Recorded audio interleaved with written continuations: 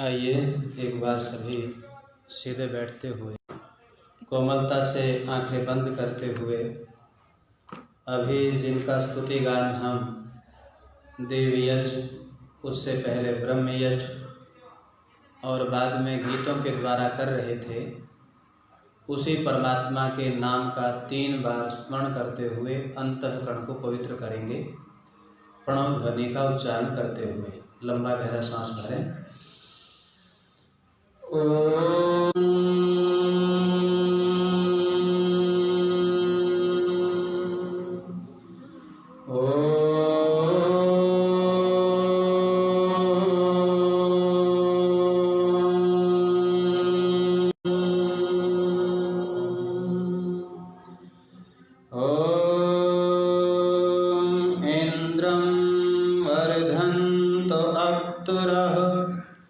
कृण्वन्तो विश्वमार्यं अरावण अपघ्नतो। आइए 2 पंक्तियां मेरे साथ भी गुनगुना लें, महिमा गान करते फिर थोड़े से विचार रखें। आया है अजब ईश्वर तेरी माया है, ओ सारे जहां के वाली, तेरी महिमा अजब निराली, किसी ने तेरा भेद न पाया है। अजब ईश्वर तेरी माया है, किसी है, अजब ईश्वर तेरी माया है। एक शब्द को बड़े ध्यान से सुनिएगा। जड़ नभ में सितारे बड़े लगते हैं प्यारे, खड़े किस विध सारे, घड़े कैसे ये सुल, कहीं कंद कहीं मूल, कहीं नहीं कोई भूल है पिता। कहीं झाड़ पे झंगाड़, कहीं बेहड़ उजाड़, ये सब कुछ कौन रचाए, यही नहीं समझ में आए, किसी ने तेरा भेद न पाया है। अजब आया है, किसी ने तेरा भेद न पाया है। कहीं नदियों की धार, कहीं सागर अपार, कहीं रेत के अंबार, कहीं माया के भंडार है यहाँ।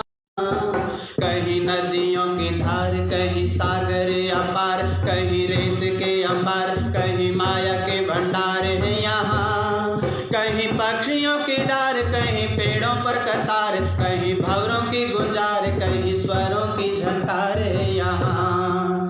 कहीं बैर और प्रीत, कहीं प्यार कवर गीत, ये सब कुछ कौन सुनाए, ये मेरी समझ में न आए, किसी ने तेरा की बेला में उपस्थित वेद प्रेमी, धर्म प्रेमी, यज प्रेमी सज्जनों, पवित्र मातृशक्ति माताओं और बहनों, अभी जैसे आपको विदित है कि 2020 तो हमारा व्यर्थ ही चला गया।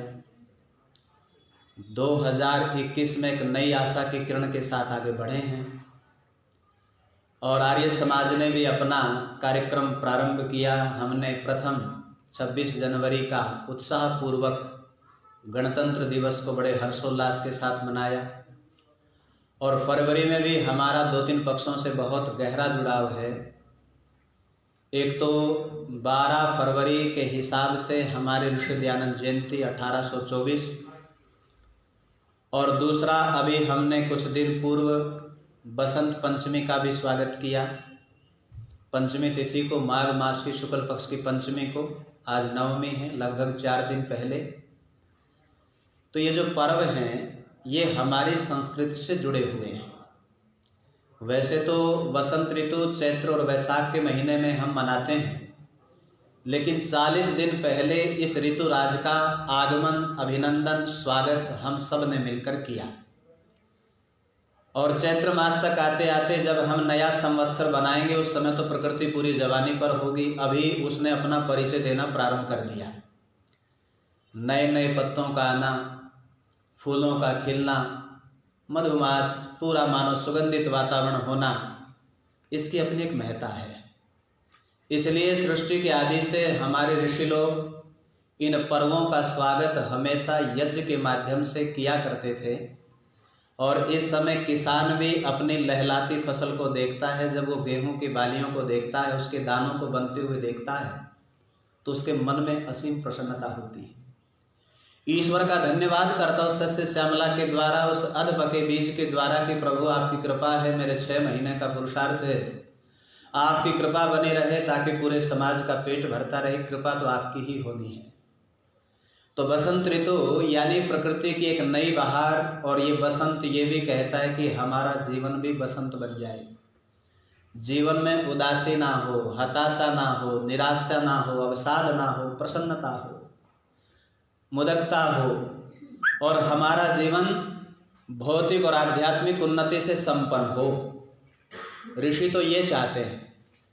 और जब हमने ऋषि दयानंद को भी स्मरण किया, मैं कई बार विचार करता था, कल सायंकाल सोच रहा था, जब हम ऋषि दयानंद को याद करते हैं तो स्वतः ही एक नाम याद हमें आता है, और वो है वेद। क्योंकि ऋषि दयानंद से पहले आज जो वेदों की स्थिति है, जिस वातावरण में हम सुन रहे हैं, जान रहे हैं, बोल रहे हैं, ऋषि दयानंद से पहले ऐसी स्थिति नहीं थी। यदि हम वैदिक संस्कृत का साहित्य का इतिहास देखें, उस अलमारी को ऋषि दयानंद से पहले देखें, यदि संस्कृत साहित्य को ऋषि दयानंद से पहले आप देखोगे तो आपको वेद सबसे निचली परत में नजर आएंगे।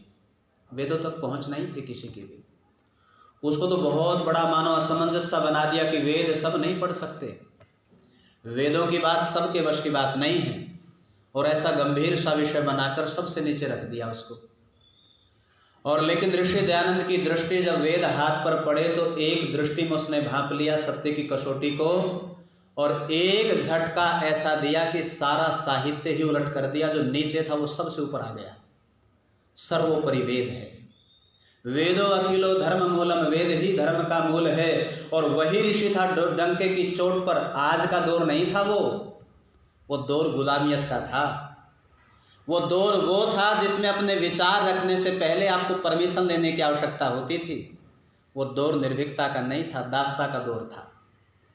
लेकिन उस दासता के दौर में, गुलामियत के दौर में भी ऋषि ने डंके की चोट पर उद्घोषणा की। और क्या की? जिसको आज हम बड़े गर्व से कहते हैं, वेद सब सत्य विद्याओं का पुस्तक है। और वेद सब सत्य विद्याओं का पुस्तक है, ये उद्घोषणा ऋषि ने की। उस समय कितने बड़े आत्मविश्वास की जरूरत होगी इस बात को कहने के लिए, कितने बड़े निर्भीकता की जरूरत होगी, कितना बड़ा आत्मिक बल चाहिए इस बात को कहने के लिए। और ऋषि आगे बताते हैं कि जो वेदों की कसौटी पर, सत्य पर खरा उतरता है उसको अपनाते चलो, बाकी शेष को छोड़ते चलो। सब कूड़ा है, करकट है, काम का नहीं है, अंधविश्वास है, अंध परंपराएं हैं, कोरा पाखंड है, जिससे जीवन का विनाश होगा, विकास कदापि नहीं होगा। वो ऋषि दयानंद, मुझे याद आता है काशी शास्त्रार्थ जब हुआ, उससे पहले ऋषिवर जब स्नातक दीक्षांत समारोह हुआ गुरुकुल में, और अपने पूज्य गुरुदेव जिनको गुरुजी भी छोड़ना नहीं चाहते थे, लेकिन कहो ना कि समय की एक वेदना, कहो कि हर व्यक्ति एक जगह थोड़े रहता है, और सन्यासी एक जगह टिक गया तो सन्यासी नहीं है, उसको परिव्राजक क्यों बोलते हैं? वो घूमता रहना चाहिए। आजकल का सन्यासी नहीं जो मठों में बैठे मठाधीश बन के। सन्यासी तो वो है जो बहती धारा की भांति हर जगह, घर घर में, जहाँ जहाँ पहुँचे, भोजन के पश्चात वेद उपदेश करे, शंकाओं का समाधान करे, ईश्वर का लंबे काल तक चिंतन करे, और जो समय बचे उसमें सामाजिक हित का कार्य करे। उसका नाम सन्यासी है। जब इनका दीक्षांत समारोह हुआ तो गुरुजी भी बुझे मन से कह रहे हैं कि दयानंद आज जाना है। और कहा गुरुजी जाना तो पड़ेगा, समाज में कार्य करना है, आपके लक्ष्य की पूर्ति करनी है, अपने जीवन के उद्देश्य को पूर्ण करना है, और इस वैदिक संस्कृति को, इस अलख को घर घर में जगाने का प्रयास ही आपका शिष्य करने वाला है। तो कहते हैं जब गुरुजी से दीक्षा लेकर और उनको भिक्षा देकर जब वो चले तो सबसे पहले कहते हैं वो आगरा में, उत्तर प्रदेश में, यमुना नदी के तट पर, आज भी वहाँ पर मंदिर है, उस मंदिर में वो ठहरे, वहाँ पे गए, और वहाँ एक लाला जी गुरामल शायद उनका नाम था, उनकी वाटिका में वो ठहरे, वहाँ उपदेश होते थे। वहीं पर एक उस समय पौराणिक जगत का सबसे बड़ा कोई आचार्य स्वामी कैलाश पर्वत जी, उस समय जाने माने ग्रामी हस्ती हुआ करते थे, याद रख लेना। आयु में भी बड़े थे और अपने क्षेत्र के विद्वान भी थे। और ऋषि दयानंद से पहले यदि आप देखोगे आचार्यों की जो प्रणाली थी या जो आचार्य की जो प्रणाली थी, चाहे आचार्य वल्लभ लो, आचार्य निम्बकाचार्य लो, आचार्य माधव लो, उस समय सब ने अपने अपने संप्रदाय बना रखे थे, अपने अपने संप्रदाय चला रखे थे। लेकिन ऋषि ने कोई अपना संप्रदाय नहीं खड़ा किया। उसने तो वेदों को अपना वास्तविक स्वरूप, वेदों को आधार मानकर वेदों की शिक्षा, ऋषियों की परंपरा को आगे बढ़ाने का प्रयास किया। तो कहते हैं एक बार कैलाश पर्वत के पास कोई व्यक्ति आए, कैलाश स्वामी कैलाश पर्वत जी के पास, तो उन्होंने कहा कि गीता की एक बात याद नहीं आ रही, और एक गीता के नाम से भी याद आ गई। ऋषि दयानंद से पहले जितने भी आचार्य थे कोई वेदों का विद्वान थोड़े था। सबने बस मुख्य रूप से 3 ही ग्रंथ पकड़ रखे थे, या तो उपनिषद या गीता या फिर पुराण, तीसरा तो कोई जानता ही नहीं था। इन्हीं पे कथावाचक चल रही थी, कथाएं चल रही थी, इन्हीं पे अपनी कथावाचक करके अपने अपने आश्रम डेरों को फलीभूत किया जा रहा था। ये प्रस्थान तरई बोलते हैं उनको, वो प्रस्थान तरई, कि जिसको प्रस्थान अर्थात इनको पढ़ने से, इनको पास में रखने से, इनका स्वाध्याय करने से व्यक्ति का प्रस्थान अच्छा होता है, उसकी गति अच्छी होती है। लेकिन ऋषि दयानंद ने भी तो वेद त्रयी की स्थापना की, लेकिन ऐसे ग्रंथ नहीं, वेदों के सिद्धांत के आधार पर, जिसको आप ऋग्वेद आदि भाष्य, भूमिका, संस्कार, विधि और सत्यार्थ प्रकाश कह सकते हैं, जिसमें सिद्धांत की चर्चा है, व्यक्ति विशेष किसी मतावलंबी की चर्चा नहीं है। किसी के दिमाग को इतनी जड़ता से नहीं बांधा गया कि बस मेरी बात मानो, इस 4 दीवारी से बाहर की सोचना ही मत। बाकी आर्य समाज को छोड़कर आप किसी मत मतांतर में चले जाओ, अपने विचार नहीं रख सकते आप। गुरु जी ने जो कहा है सुन लो, सुना नहीं जाता तो निकल जाओ, और यदि सुनना है तो फिर आ जाओ। जो गुरु जी कह रहे हैं वो सत्य वचन है, उसी को स्वीकार करना पड़ेगा। तो वहां पर तो ये प्रणाली है। लेकिन ऋषि कहते हैं कि मनुष्य तो वही है जो बुद्धिपूर्वक विचार करे। विवेक के कपाट खोल दिए ऋषिवर ने, मस्तिष्क की दीवारों को मतलब चकनाचूर करते हुए मत मतांतरों को और अपनी विस्तृत जानकारी हमारे बीच में रखी। तो ये स्वामी कैलाश पर्वत के पास कोई लोग आए और उन्होंने कहा कि स्वामी जी, हम एक गीता की बात पर उलझ गए हैं, सर्वधर्मों परित्यज्य, कुछ ऐसी चर्चा थी वहाँ कि सभी प्रकार के धर्मों का त्याग कर दो। प्रकरण स्वामी जी की समझ में नहीं आया। जब बात कहने लगे तो हमारे जो उनके जिज्ञासु थे, जो वहाँ पर शिष्य मंडली थे, उनकी बात समझ में नहीं आई।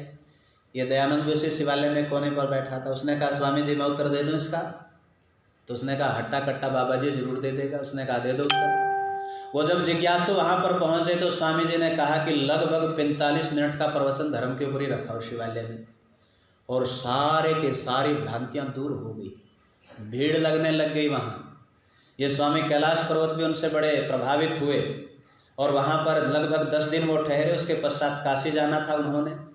कुछ दिन के पश्चात स्वामी जी काशी पर भी गए और काशी में पता लगा स्वामी कैलाश पर्वत यहीं रहते हैं, तो उसके आश्रम में गए और उसके आश्रम में जाकर कहते उनको भी बड़ी प्रसन्नता हुई। वेदों का एक महान विद्वान आज मेरे आश्रम में आया है, सेवा शुश्रूषा करनी चाहिए। सायंकाल का वेला थी, बड़े ध्यान से सुनिएगा। सायंकाल की वेला में स्वामी जी उस आश्रम में काशी पहुंचे। जब वो शास्त्रार्थ हुआ उससे पहले की घटना है ये।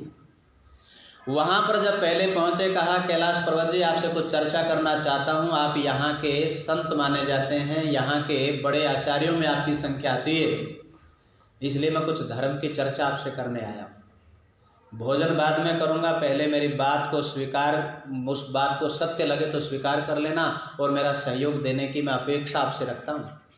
उसने कहा बोलिए क्या चाहते। उसने कहा जितने निम्बकाचार्य, माधवाचार्य, जितने बड़े बड़े आचार्य बैठे हैं पोप लीला के आधार पर, ये सत्य के आधार पर असत्य का, पाखंड का जो प्रचार कर रहे हैं, तो मैं चाहता हूँ पाखंड खंडनी पताका गाड़ना, और मैं इनको शास्त्रार्थ के लिए चुनौती देना चाहता हूँ। और मैं चाहता हूँ क्योंकि आप इस समय जो जयपुर के अधीश हैं, जो राजा वहाँ के थे, वो आपके अच्छे अधिकारी आपके मानते हैं, क्योंकि मैं तो नया नया यहाँ पर आया हूँ, लेकिन वो आपको जानते हैं। तो यानी आप सहयोग की मैं अपेक्षा करता हूं कि वहाँ व्यवस्था की जाए और जिसकी बात सत्य उसकी मान लिया जाए। तो ये स्वामी कैलाश पर्वत जी स्वामी जी से बड़े प्रभावित थे, लेकिन ये कहो कि पौराणिकता में भी गड़े हुए थे। तो उसने कहा स्वामी जी बात तो मान लूँगा, लेकिन मेरी 2 बातें आप भी मान लो। उसने कहा बोलो स्वामी जी कौन सी माननी है। इसने कहा एक बात तो ये मानो कि आप कम से कम मूर्ति पूजा का खंडन मत करो। और पुराणों का खंडन मत करो, क्योंकि मंदिर है, मंदिर में लोग आते हैं, मंदिर से जुड़ते हैं, कम से कम कीर्तन करते हैं, कुछ काम तो अच्छा हो रहा है। स्वामी जी कहते हैं कि महाराज यही तो बुराइयों की जड़ है। स्वामी दयानंद कहते हैं यही तो बुराइयों की जड़ है। यदि ये बुराई मैंने जड़ से नहीं काटी तो वृक्ष तो ज्यों का त्यों रहेगा। जिस बात के लिए मैं निकला हूँ, जो मेरे हृदय की वेदना, जो ईश्वरीय वाणी है, जो मानवता का पाठ है, वो पढ़ाना चाहता हूँ, इनकी संकीर्ण विचारधारा को ऊपर उठाना चाहता हूँ, और आप मुझे उसी पाखंड से रोक रहे हैं। और इतिहास बताता है आर्य और आर्याओं, सायंकाल से लेकर प्रातः काल तक लगभग 10 घंटे वो ऋषिवर उस कैलाश पर्वत को समझाते रहे।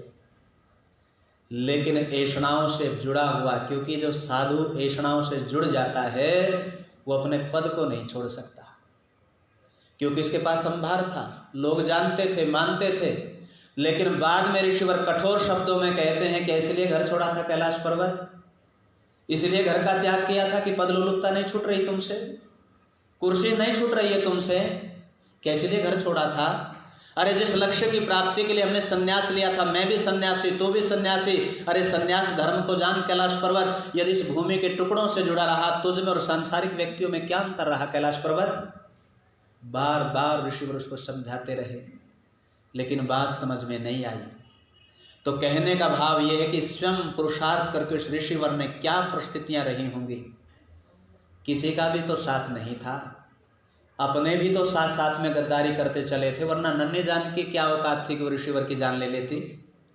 यहाँ तो वातावरण ही ठीक नहीं था, उनकी सुरक्षा की दृष्टि ही ठीक नहीं थी, और चिकित्सा के नाम पर भी उनके साथ बड़ा कुठाराघात किया गया। तो इसलिए ऋषि ध्यान जयंती पर एक तो हमें वैदिक संस्कृति से, क्योंकि ऋषि वेद और वेद मात्र वेद की बात कहते हैं, तो एक तो हम वेद से जुड़े। अभी मैंने जो मंत्र बोला वो वेद का ही है और वेद का मुख्य संदेश है। थोड़ी सी चर्चा, क्योंकि ऋषि दयानंद जयंती तो वैसे फाल्गुन मास में, लेकिन फरवरी के हिसाब से अभी पिछले दिनों लोगों ने अपने अपने विचारों को ऋषिवर के प्रति रखा, एक संस्मरण मैंने भी आपके बीच में रखा। तो कहने का भाव है कि जो वेद है वो ईश्वरीय वाणी है। ये ऋषि ने डंके की चोट पर घोषित किया, सत्य साबित किया, अन्यथा सत्य के नाम पर कितना झूठ, पाखंड, अंधविश्वास फैला हुआ था। तो उसी वेद का एक मंत्र जिसको अभी आपके चर्चा आपके बीच में रखने जा रहा हूं। अभी वेद का मंत्र बोला था, इंद्रम वृधंतो अप्तुरः कृण्वन्तो विश्वम आर्यम अरावण अवघनंतो या अवघनंतो अरावण, ऋग्वेद का मंत्र है। तो मंत्र में कहा गया, पहली बात मंत्र में कही अप्तुरः। संस्कृत में जो मंत्र हैं वेद के, याद रख लेना, अन्वय आपको पहले करना होगा। अन्वय नहीं किया तो शब्दार्थ समझ में नहीं आएगा, और शब्दार्थ अच्छा नहीं हुआ तो भावार्थ समझ में नहीं आएगा। इसलिए वेदों को पढ़ने की एक कला है। पहले ऋषियों को पढ़ो, ऋषियों की प्रणाली को जानो तो आर्ष प्रणाली जानोगे, आर्ष प्रणाली जानोगे तो अपनी बात नहीं घुसेड़ेंगे हम, अपने सत्य, यानी व्यक्ति हम अल्पज्ञ हैं, ऋषि समाधिस्थ हैं, हम में ऋषियों में बड़ा अंतर है। कई लोग लेखक, तो मैं भी कई बार लेखनी चलाता हूँ, लेकिन मैं कोई विद्वान नहीं हूँ उनकी सत्र का, या मैं अपने आप को मानता भी नहीं। हमारे एक विद्वान कहा करते थे, डॉक्टर धर्मवीर जी, याद आ गया अजमेर वाले, जब हम गुरुकुल में पढ़ते थे दर्शन, वहाँ अपने प्रोपकर्णी सभा में भी मैं रहा। एक उन्होंने दृष्टांत उस समय बताया, आज से लगभग 18 साल पहले, आज भी मेरी डायरी में नोट है। तो कहते थे, भाई हम तो किस तरह के विद्वान हैं, हम तो 5वें सत्र के स्वार हैं, 5वें घुड़सवार हैं। मैंने कहा, डॉक्टर साहब ये 5वें घुड़सवार का अर्थ क्या? आपसे कई बार सुनता हूँ 5वें घुड़सवार है, 5वें सवार है। उसने कहा, सुनो, एक बार 4 घुड़सवार जा रहे थे, और 4 घुड़सवार जा रहे थे, बड़े हट्टे कट्टे, 6-6, 7-7 फुट का उनका शरीर और बड़ा भारी वजन, और घोड़े भी बड़े तगड़े, और उनको ऊपर बैठे जा रहे हैं, और एक पीछे 5वां व्यक्ति गधे पर भी जा रहा है, बेचारा बैठा उनके पीछे पीछे खिचड़ टाइप में। तो जो आदमी उन हटेले, उनके हठीले शरीर को देखते, उनके रोबीले शरीर को देखते, किसी के मन में ये भाव नहीं बने, इनसे पूछ पाए कहाँ जा रहे हैं। अब किसी पर जोरदार पर किसी की जोर थोड़े चलती है, हमेशा व्यक्ति निर्बल पर ही अपना जोर आजमाता है, ये सांसारिकता है। यदि कोई दबंग प्रवृत्ति का, उसके सामने कोई नहीं बोलता, और बोलना होगा तो अपने निचले वाले पर अपना गुस्सा निकालता है व्यक्ति। तो इनसे पूछता कोई नहीं कहाँ जा रहे हो। अभी जो 5वां खच्चर पर जा रहा था, इससे पूछ लेते थे, भाई कहाँ जा रहे हैं स्वार, तो अपने आप को उनमें गिनता। उसने कहा कि हम ये जो 5 स्वार है ना, दिल्ली की ओर जा रहे हैं। ये नहीं कह रहा कि 4 स्वार जा रहे हैं, कह रहा कि हम 5 स्वार दिल्ली की ओर जा रहे हैं। तो इस प्रकार वो ऋषि तो भाई उच्च कोटि के स्वार थे। क्योंकि उनका जीवन तपा हुआ था, उनका जीवन निष्कामी था, उनका जीवन सत्य के आधार पर प्रमुख था, व्यवहार की दृष्टि में प्रमुख था। वो जो कहते थे वो जीते थे, जो बोलते थे वो करते थे, वो उस स्तर के व्यक्ति होते हैं। तो ऋषियों की जो भाष्य है और ऋषि दयानंद का भाष्य तो गजब का है, गजब का। बाद में लेखनी कई लोगों ने चलाई, लेकिन वो बात थोड़े होगी जो ऋषि में होगी। ऋषि पहले अन्वय करते हैं, प्रत्येक शब्द को उठाते हैं, पहले इसको उठाओ। तो इस मंत्र में पहले उठाया अपतुरः। अपतुरः का ओम तो पहले विशेषण लगता है मंत्र में। ओमकार तो आप जानते हैं, जो सर्वरक्षक है, सबकी रक्षा करता है, जिसकी रक्षा में सुरक्षित है, जिसकी कृपा से जीवन चल रहा है और जो कर्मों के फल की व्यवस्था में प्रदान करता है। ईश्वर सर्वरक्षक है। अपतुरः, अपतुरः का अर्थ होता है हे बुद्धिजीवी व्यक्तियों, आप जिससे बना, अपतुरः से आप शब्द बना, जो तपे हुए हैं, खपे हुए हैं, जानते हैं, मानते हैं, व्यवहार में अपनाते हैं। अपतुरः हे बुद्धिजीवी मनुष्यों, हे बुद्धिशालियों, हे बुद्धिजीवियों, हे ज्ञानियों, हे विद्वानों, हे तपस्वियों, हे ब्रह्मवेताओं। अपतुरः इंद्रम वर्धन्तः, इंद्रम कहते हैं श्रेष्ठ को, ऐश्वर्यशाली को, सज्जन को, अच्छे लोगों को। वर्धन्तः बढ़ाओ। आज समाज में एक बात देखने को मिलती है, सज्जन लोग कम नहीं हैं, लेकिन दुर्भाग्य है कि वो संगठित नहीं। अभी किसी ने मुझसे प्रश्न किया, मैं एक जगह बोल रहा था चंडीगढ़ में कि आचार्य जी आप कहते हो कि सबसे ज़्यादा योगदान आर्य समाजियों ने दिया स्वतंत्रता में। मैंने कहा बिल्कुल दिया, इतिहास इसका प्रमाण है, कई विद्वानों ने लिखा, कई इसके प्रमाण मिलते हैं कि आर्यजनों ने, ऋषि दयानंद के अनुयायियों ने, वेद भक्तों ने इस राष्ट्र की भूमि के लिए, इस मातृभूमि के लिए सबसे ज़्यादा बलिदान आर्य समाजियों ने दिए। तो उसने कहा जब 90% आर्य समाजी रहे, तो जब बाद में स्वतंत्र ये भारत हुआ तो राज सत्ता आर्यों के हाथ में क्यों नहीं आई? मैंने कहा वो संगठन नहीं है, इसलिए नहीं आई, आज भी नहीं है। ऊपर चले जाओ झगड़ा कम थोड़े, सार्वदेशिक में चले जाओ, मिठाई लाल की तलवार अलग मिलेगी, सुदर्शन लाल की अलग मिलेगी, पता नहीं कितने लाल बैठे ऊपर भी। नीचे आ जाओ राज्य स्तर पे 3-3 सभाएं मिलेंगी, यहाँ 3-3। तो सदस्य सज्जनों की कमी नहीं है, लेकिन संगठन मजबूत नहीं है। जिस दिन सज्जन संगठित हो गए, दुर्जन तो वैसे भाग जाएंगे। दुर्जनता इसलिए बढ़ रही क्योंकि संगठित हैं। अब यदि सारे कचौचड़ी वाले या अलग प्रवृत्ति वाले इकट्ठे हो जाए तो एक सज्जन करेगा क्या उसमें? अब 10 दुष्ट इकट्ठे होकर आ गए और एक सज्जन बैठा, वो क्या कर लेगा उनका? फिर उन्हें की सुननी पड़ेगी, सुना भी नहीं सकते। तो यहाँ पर ये कहा कि इंद्रम वर्धन्त, जो श्रेष्ठ लोग उनको बढ़ाओ, उनको सुरक्षा प्रदान करो, उनको व्यवस्था प्रदान करो। जो श्रेष्ठ लोग हैं, परम ऐश्वर्यशाली लोग, उनको बढ़ाओ। और आगे क्या कहा? बढ़ाते हुए क्या करो? कृणवंतो विश्वम आर्यम। इस कृणवंतो मैंने कर दो, विश्वम मैंने संसार को, आर्यम मैंने श्रेष्ठ। कृणवंतो विश्वम आर्यम, इस संसार को श्रेष्ठ बना दो, वृद्धि को करते करते। और बाद में कहा अरावण अपघनंत। एक शब्द और सुन लो, आजकल पता नहीं एक प्रणाली से चल पड़ी, नमस्ते छोड़ दिया लोगों ने। पार्क में जाते हैं तो एक ही बोलते हैं जय श्री राम। मैंने कहा पहले राम याद नहीं आया, बड़ा याद आने लग गया राम। सब बोलते हैं, नमस्ते अभिवादन नहीं करते, जय श्री राम। और यहाँ पर क्या किया? अरावण। रावण का जानते हो क्या होता है? विद्वान। अरावण अविद्वान। रावण कम था, विद्वान था क्या? इतिहास पढ़ो। आज तो उससे बड़े बड़े कुकर्मी बैठे हैं जिनको लोग दंड नहीं देते, उसको जो है उसको फूंकते हैं, उसको जलाते हैं। उस समय का इतिहास आप देखोगे तो चरित्रहीनता तो कोई भी नजर नहीं आती आपको। तो रावण का अर्थ भी विद्वान होता है। अरावण जो अविद्वान हैं, पापी हैं, हिंसक हैं, दुराचारी हैं, अधर्मी हैं, दुष्ट हैं, दैत्य हैं, पिशाच हैं, राक्षस हैं, कुछ भी कहें, अन्यायी, सिद्धांतहीन व्यक्ति। अब अघनंतो, उनको मिटा दो। मिटाने की बात कही मंत्र में। रोगी उसको जड़ से समूल नष्ट कर दो। व्यभिचार समाप्त करना है तो एक व्यभिचारी को लाल किले के ऊपर सबके सामने बड़ी निर्दयता से एक बार गोली से या कुत्तों से नचवा दो, अपने आप समाप्त हो जाएगा सारा कार्य। वेद ये कहना चाहता है, बगैर दंड के कोई सुधरता नहीं। पापी को दंड मिलना चाहिए और पापी का स्तर भी होता है। जो जितना ज़्यादा जानता है और मानता नहीं, उससे ज़्यादा पाप दंड का अधिकारी होता है। मनु महाराज ये लिखना चाहते हैं कि राजा को सबसे ज़्यादा दंड मिलना चाहिए, शासक को सबसे ज़्यादा दंड मिलना चाहिए, और अन्य जो भी विद्वान आदि हैं जो जानते और मानते नहीं और मनवाते नहीं, वो दंड के अधिकारी। तो वेद भगवान कह रहा है कि कृण्वन्तो विश्वमार्यम, लेकिन मैं आज की परिस्थितियों के दौर पर वेद नहीं कह रहा, मैं अपनी कह रहा हूँ, क्योंकि मैं कुछ बातें वो भी कहूँगा जो अनुभव के आधार पर हैं।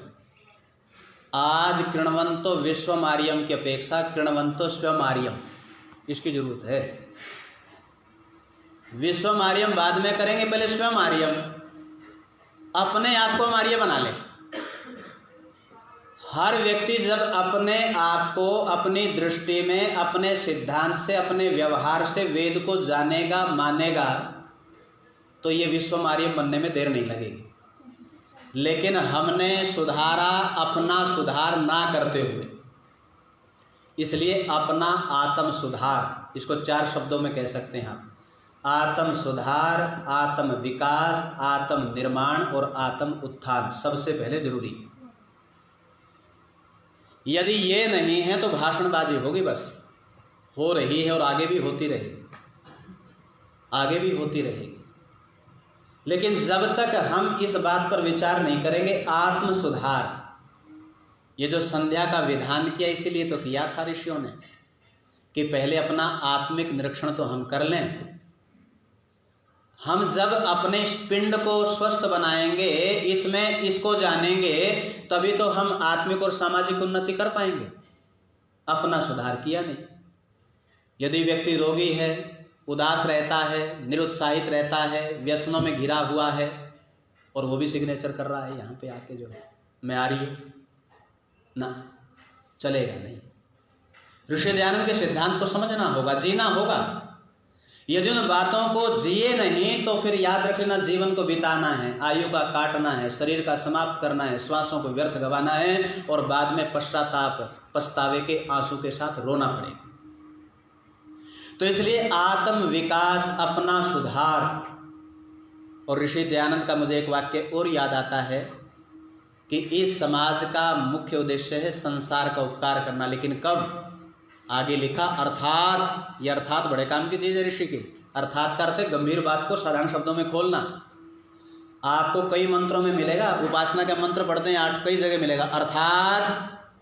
बात तो गहरी थी, अब समझ लो साधारण भाषा में अर्थात। आगे ऋषि कहते हैं अर्थात शारीरिक, आत्मिक और सामाजिक उन्नति।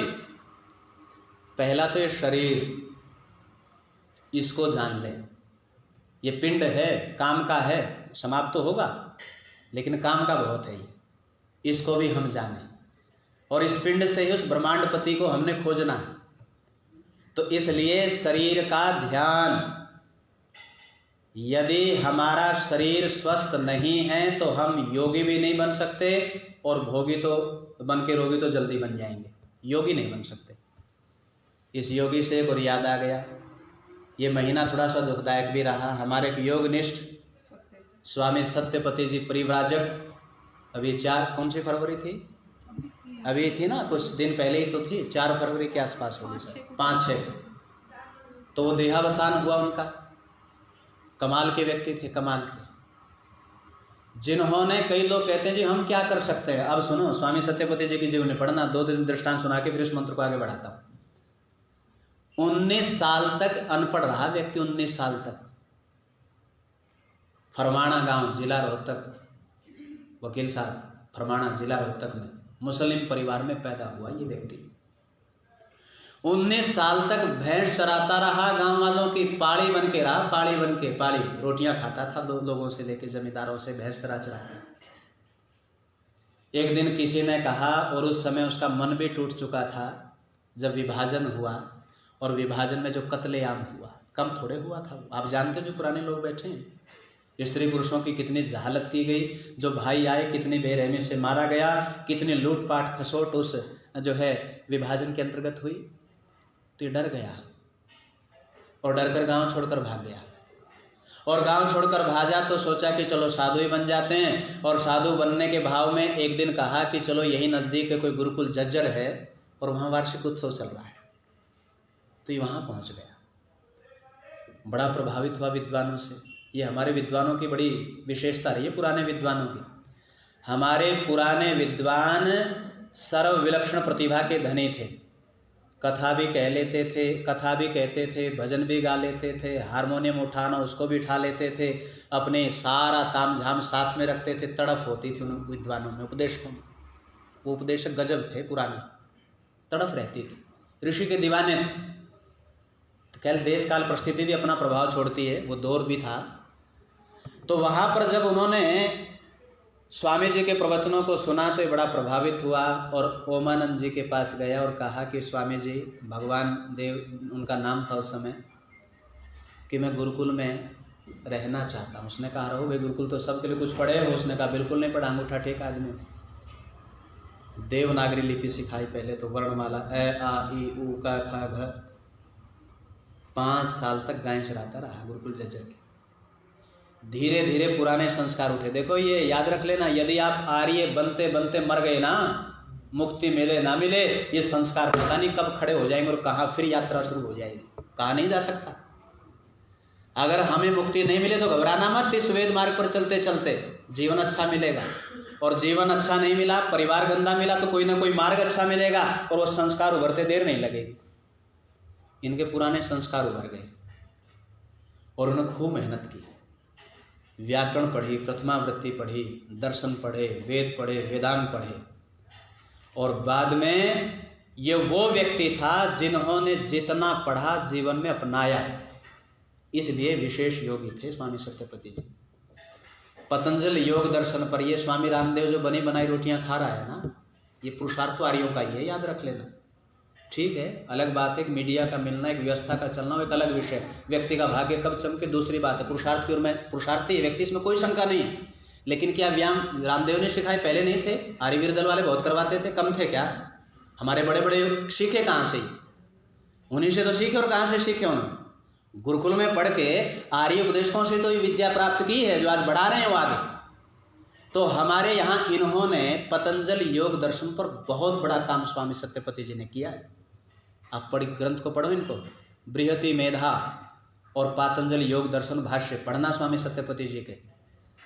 व्यवहारिक लिखता है व्यक्ति, व्यवहारिक बोलता है, व्यवहारिक सोचता है, यथार्थ ज्ञान हमें प्रदान करता है। और यही पुरुषार्थ रहा कि देश विदेश में योग का, क्रियात्मक योग का यदि डंका किसी ने बजाया तो स्वामी सत्यपति जी ने बजाया।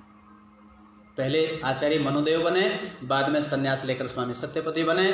और दर्शन योग महाविद्यालय सांबरकाठा गुजरात, उस जंगल में मंगल करने वाला वो सन्यासी था जिसने आज सैकड़ों विद्वान तैयार कर दिए जो दुदुम्बी बजा रहे वेद ज्ञान की। और उसके पश्चात क्रियात्मक प्रशिक्षण, वो यही कहते थे भाई योग को जानो, योग के अंगों को जीवन में अपनाओ, तो यही शारीरिक उन्नति, आत्मिक और सामाजिक उन्नति भी हमारी तभी होगी जब हम इन योग के 8 अंगों का व्यवहार में पालन करेंगे। कई लोग कहते हैं जी साधना कैसे करें, तीसरा 7वें पायदान पर जाना चाहते हैं सीधे कि बस यहाँ संध्या लग जाए, समाधि लग जाए। अरे समाधि से पहले व्यवहार भी तो अच्छा होना चाहिए। आपकी दिनचर्या, आपका व्यवहार, आपका प्रबंधन, आपकी जीवन जीने की शैली। यदि कर्म ही अच्छे नहीं तो ध्यान मन में लगेगा क्या? मन लग ही नहीं सकता। यदि खोटे कर्म पूरे जीवन में किए, पूरा दिन हमने ठीक नहीं बिताया, ना हमारा आहार शुद्ध रहा, ना विचार शुद्ध रहा, ना व्यवहार शुद्ध रहा, तो याद रख लेना आंख बंद करना एक अलग विषय है, ध्यान लगाना एक अलग विषय। तो समाधि तो तभी लगेगी जब यम और नियम की नींव मजबूत होगी। यम और नियम ये सामाजिक जीवन के लिए हैं, हमारे सामाजिक जीवन, व्यवहारिक जीवन, अंदर और बाहर की सफाई, शुद्धि यम नियम से होती है। तो इसलिए हमारी प्रणाली थी ऋषियों की। और यही ऋषि दयानंद कहना चाहते हैं शारीरिक उन्नति की शरीर के द्वारा ही, क्योंकि जब शरीर मिला है तो जीना तो है। शरीर मिला है, जिम्मेदारियों को निभाना है। शरीर मिला है, अपनी आयु का यापन अच्छी प्रकार से करना है, सार्थक रूप से करना है। तो वो कब करेंगे? जब हमारा जीवन संतुलन में होगा। ये संतुलन बड़े काम की चीज है, याद रख लेना। आज जीवन उत्साह निकल गया जीवन से क्योंकि संतुलन नहीं है। यदि जीवन को आनंद से, उत्साह से जीना चाहते हैं तो हमारे शास्त्र कहना चाहते हैं कि जीवन का संतुलन होना चाहिए। और ये संतुलन कैसे होता है? आप कभी अपने जीवन में आपने खेल दिखाने वाले देखे होंगे जो रस्सी पर चलते, एक डंडा लेकर, बांस वाला नटी, देखो कितना संतुलन बनाता है। 3-3 घड़े वो बिटिया सिर पे रखती है, छोटी सी बच्ची, और 3 घड़ों का बैलेंस बनाती है। और लरजदार रस्सी होती है, वो लरजदार जब चलती है, एक थोड़ी सी चूक हुई नहीं, गिरी नहीं और बहुत बड़ी हानि उठा लेगी, और लेकिन वो डंडे से कैसा संतुलन बनाती है। इसको कहते हैं संतुलन, योग और भोग का संतुलन। भोग योगी भी करता है, संसार में तो वो भी रह रहा है। भोग का अर्थ केवल लोग वासना से लेते हैं, नहीं नहीं, जो आप संसार के पदार्थ हैं सदुपयोग करना भी भोग में आता है, साधनों का सदुपयोग करना भी भोग में आता है। साधनों के लिए ना जीकर अपने लिए साधनों का प्रयोग करना, ये सात्विक भोग है, याद रख लें। खाने के लिए ना जीकर जीने के लिए खाना, ही सात्विक भोग है। खाना तो पड़ेगा, क्या उसको प्राणों की रक्षा नहीं करनी होगी, को खाना तो उसको भी पड़ेगा। तो बस अपने दृष्टिकोण को बदलना है शास्त्रों के अध्ययन से, कि मुझे साधन का प्रयोग साध्य रूप में नहीं करना। कई लोग तो चिपक जाते हैं, इतना चिपक जाते हैं कि फिर जाते रोते हैं। अब छूट रहा है सब कुछ, क्योंकि वो जिंदगी में ना परमात्मा से जुड़े, ना वेद से जुड़े, ना सिद्धांत से जुड़े, रिश्तों से जुड़े, पदवी से जुड़े, घर से जुड़े, बार से जुड़े, बैंक बैलेंस से जुड़े, अब सब छूट रहा है, कोई साथ में नहीं जा रहा। इसलिए फिर व्यक्ति रोता है, चिल्लाता है। और जो वैराग्य, तो वैराग्य से पहले विवेक का होना जरूरी है, ज्ञान। और ये विवेक क्या होता है, अब इसका भी ध्यान से सुन लेंगे आप। स्वामी जी ने इसकी भी परत खोल दी। कई लोग कहते हैं विवेकी बनो, विवेकी बनो, विवेकी बनो, विवेक को जानो। विवेक का अर्थ स्वामी दयानंद कहते हैं यथार्थ ज्ञान। और किसी ने पूछा स्वामी जी यथार्थ ज्ञान किसका है, बोला पदार्थ ज्ञान। और पदार्थ कितने, बोला 3 ही हैं, ईश्वर जी और प्रकृति, इनको जान लो, ये विवेक है। कितनी साधारण बात कह दी ऋषि ने। विवेक का अर्थ है यथार्थ ज्ञान, यथार्थ ज्ञान का अर्थ है पदार्थ ज्ञान, पदार्थ ज्ञान का अर्थ है 3 जो अनादि पदार्थ है उनको जानना। मैं कौन, परमात्मा कौन, ये संसार क्या है, इन चीजों को जानना, ये विवेक है। तो इसलिए हम इन बातों का ध्यान रखें। तो शरीर की उन्नति का सबसे पहले ध्यान रखें। यदि भोग और योग का संतुलन बनाते हुए आनंद लेना है, इस शरीर को ये गाड़ी परमात्मा ने दी है, सर्विस हमारे हाथों में है, कर्म करने में स्वतंत्रता परमात्मा ने हमें प्रदान की है। जीवात्मा को एक गुण है कर्म करने में स्वतंत्रता। तो इसलिए रोग से, आदि से, व्याधि से और क्लेशों की उपाधि से बचना चाहते हो तो पहले शरीर का संतुलन।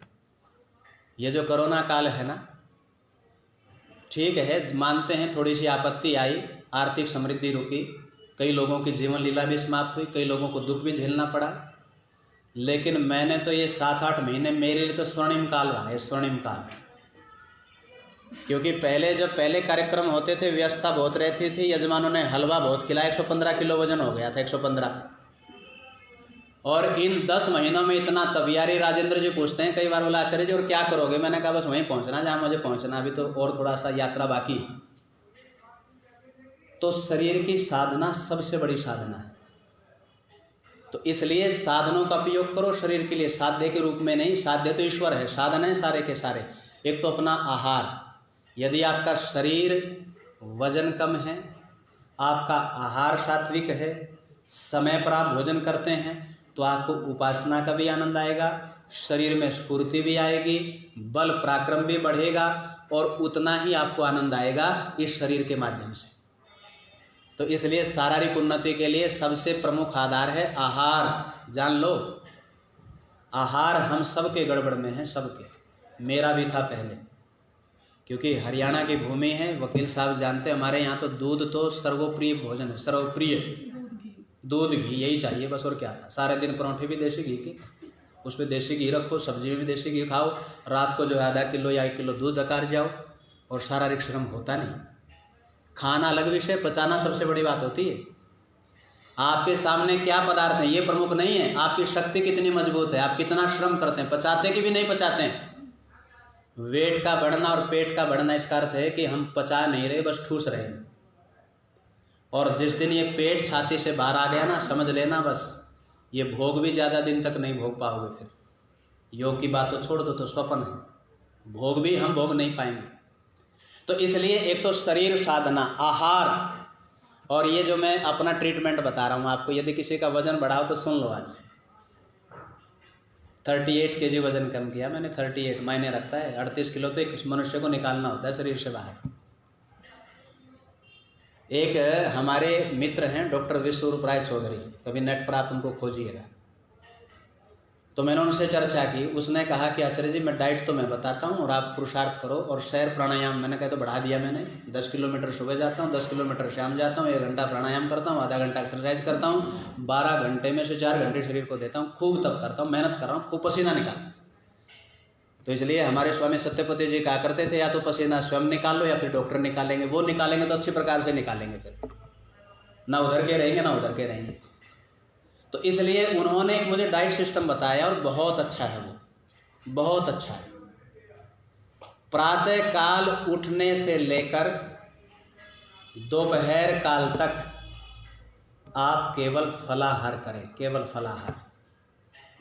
जितना शरीर का वजन है, मान लो फॉर एग्जाम्पल किसी का 80 किलो वजन है तो 1 जीरो लगा लेना, 800 ग्राम कम से कम फल खाने चाहिए। अब मैंने पूछा डॉक्टर साहब इसका राज क्या है, उसने बड़े गजब की बात की, डॉक्टर है ना लॉजिक बातें बोलता है। उसने कहा कि आचार्य जी हमारे शरीर में 80% रक्त जो है वो अम्लीय कम है और वो दूसरा रक्त ज़्यादा है, तो एल्कलाइन 80% एल्कलाइन है और 20% अम्लीय। तो इसका अर्थ क्या हुआ? आयुर्वेद ये कहता है कि 80% बिना पका हुआ खाओ और 20% पका हुआ खाओ। अब उल्टा चलते हैं सारे, सब दिन पका के सड़ा के सीटी मरवा के उसको गला के उसकी जो है पूरे पोषक तत्वों को गलाकर मिटाकर सड़ान पैदा किया हुआ मरा हुआ भोजन करते हैं सारे। मरा हुआ, जीवित थोड़े, मरा हुआ भोजन है। जो पक गया वो पकाएगा जल्दी जीवन को। तो इसलिए फलाहार कर सकते हैं। और उन्होंने गजब की बात कही कि मैं तो डायबिटीज़ के पेशेंट भी ठीक कर दिए, वो भी खा सकते हैं फल, फल उनके लिए भी कोई आपत्तिजनक नहीं, लेकिन इस डाइट का प्रयोग करें तब। तो 11-12 बजे तक आप फल खाओ ना, खूब खाओ। ये थोड़े करो कि मैं एक ही दम खाओ, जब भूख लगे तब उठा लो। और परमात्मा ने कितने फल दिए, गजब की बात है। यदि जिस दिन फल खाने लग जाओगे, दिनचर्या ऐसे बनाओगे और आप कभी घूमने जाओगे, रेडी वाले को देखोगे तो फल अपने आप गीत गाएंगे, मैं तेरे लिए और तू मेरे लिए, आ जा जल्दी, बस ले ले मुझे, मैं तेरे लिए बनाऊँ। तो इसलिए फलाहार करो। और जब दोपहर का भोजन करो, और वृद्ध व्यक्ति तो सबसे ज़्यादा ध्यान रखें, इस वृद्धावस्था में भी चलते फिरते जीवन की यात्रा पूर्ण करनी है। और उसके पश्चात जब दोपहर का भोजन करें तो पहली प्लेट सलाद की भर लो, झाड़ू पहले भेज दो ताकि हाथों की सफाई हो जाए, और जो खाए वो पच जाए, और जो काम का नहीं हो जल्दी से निकल जाए अवशेष बन के, आंतों में ना ठहरे। आंतों में ठहर गया तो फिर मोटापा बढ़ेगा, सड़ांध पैदा होगी और फिर जीवन का आनंद नहीं रहेगा, शरीर स्वस्थ नहीं हो। तो इसलिए पहली प्लेट पूरी सलाद की खाओ। सीजनल सलाद ले लो 2-3 प्रकार का, हर परमात्मा ने हर मौसम में गजब की सब्जियां सलाद दे रखे हैं। आजकल आप ले सकते हैं खीरा है आपका, ये कच्ची गोभी आदि, टमाटर आदि और चुकंदर आदि, खाओ ना भर के पूरी प्लेट। उसके पश्चात फिर पके हुए अन्न पे आ जाओ, वही डाइट आ जाएगी। कई कहते जब इतना खा लिया फिर रोटी की जरूरत क्या है। मैंने कहा जब बाद में धीरे धीरे अक्षमता वहीं पर आ जाएगी, जितना भोजन करते थे कम नहीं पड़ेगा, तो फिर रोटी पर आ जाओ। और प्रारंभ में हमारे जो आचार्य सनत कुमार जी हैं ना, कभी अमरावती आप जाओ, आयुर्वेद के बड़े बड़े विद्वान हैं, वो बहुत बड़े विद्वान हैं, कम जाते हैं, आयुर्वेद पे बड़ा शोध करते हैं वो। हमारी बहन आती थी, वो प्रधान जी ज्योति दर्शनाचार्य, कैंसर से उन्होंने बचाया उनको। कैंसर हो गया था ज्योति दर्शनाचार्य को, जो यहाँ पर रहती थी बहन जी बोलने के लिए। डॉक्टरों ने तो कह दिया था थेरेपी पे आ जाओ, और उसने कहा थेरेपी पे गई तो समझ लेना दुनिया से गई, अगर वहाँ गई तो समझ लेना बस लंबी चलने वाली नहीं हो। तो उसने कहा आचार्य जी क्या करो, बस मेरी मानो। और शोध किया उस व्यक्ति ने उसके ऊपर। गाय बकरी जो बंधवाई गई, गायत्री मंत्र के वहाँ ट्यून लगाई गई, जो उसको खिलाया गया, सामने खिलाया गया, दवाइयाँ उसमें बनाई गई, उनको खिलाई गई, आहार पर नियंत्रण कर दिया, अन्न बिल्कुल छुड़वा दिया। अब मेरी फ़ोन से बात हुई कि मैं बिल्कुल ठीक हूँ, सारे वो जो कीटाणु थे मर चुके, अब बिल्कुल नए सेल बनने शुरू हो गए। ये भोजन गजब की चिकित्सा है, याद रख लेना, गजब की। तो पहला झाड़ू भेज दो शरीर में, फिर आहार भेजो, वो जल्दी पच जाएगा। तो इसी प्रकार से पहले सलाद फिर भोजन, ये भी रात को करो। और दूसरी बात मैं कल भी बता रहा था वहाँ प्रातःकाल के प्रवचन में, ये जो हमारा पंचकर्मा बनाना बड़े काम का है। कई लोग जानते नहीं पंचकर्म होते क्या है, शरीर की शुद्धि के लिए है ये। तो घर में आपका एक सिविल डॉक्टर है, रखना चाहिए, लेकिन कई लोग शर्म करते हैं रखने में, उसको बोलते हैं एनिमा, जरूरी है वो।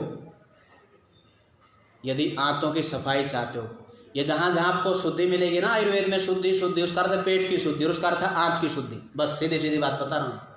आंत साफ तो आप बिल्कुल स्वस्थ, आंतों में गड़बड़ तो असाध्य बीमारी आने में देर नहीं लगेगी। और मैं निवेदन करूँगा, अब एक डॉक्टर साहब ने कहा, मैंने माना, आप मानोगे तो लाभ ले लोगे, और वो ये है कि डेयरी प्रोडक्ट और जो बिस्कुट आदि हैं और जो पैकेट में जो चीज़ें आती हैं ना, उनको जीवन में कभी मत छुओ। प्रयास करो दुग्ध भी गाय का मिले तो ठीक है, वरना जो आप ले रहे हैं ठीक थोड़े है जो आप खरीद रहे हो पॉलीथीन में, पता नहीं कैसे बनाया गया, क्या क्या मटेरियल है, उसका अलग विषय। और ये जो चाय है ना, घर में जाकर डायरी में नोट कर लेना, एक त्रिदोषनाशक बात बता रहा हूँ मैं आपको, त्रिदोषनाशक। ये जो 3 हमारे शरीर में प्रक्रिया है, वात पित्त कफ, एक गड़बड़ हो जाए तो बहुत सारी बीमारियां, तीनों दोष समान कब रहेंगे। एक कप लेके उसमें 1 अदरक का टुकड़ा लो, उसको उबाल लो, और जब वो उबल जाए, अरक उसका उसमें आ जाए अदरक का, उसको छान लो, आधा चम्मच से 1 चम्मच शहद मिला लो, आधा नींबू उसमें निचोड़ दो। त्रिदोषनाशक बात है ये आयुर्वेद का, त्रिदोषनाशक, तीनों दोषों को सम कर देता है। तो इसलिए पहली मैं ये छोटी सी चर्चा इसलिए की, प्रकरण से जुड़ी थी, शरीर की उन्नति। शरीर उन्नत होगा तभी आप योग के साधक और संसार की जिम्मेदारियों को पूरा कर पाएंगे। तो इसलिए शारीरिक उन्नति, आत्मिक उन्नति, सामाजिक उन्नति। तो मंत्र कह रहा है कृण्वन्तो विश्वमार्यम, मैंने कहा कृण्वन्तो स्वमार्यम। जब स्वमार्य बनेंगे और तब हमारी जो पाप वृत्ति दूर होगी, और प्रयास करें जो दुष्ट प्रवृत्ति के लोग हैं वो बढ़ने ना पाएं, सज्जन लोगों की हम रक्षा करने का प्रयास करें। बात तो बहुत है लेकिन घड़ी कह रही, बहन जी ने कहा था 10-25 तक बोलना है, तो इसलिए वाणी को विराम। धन्यवाद। ओम शांति।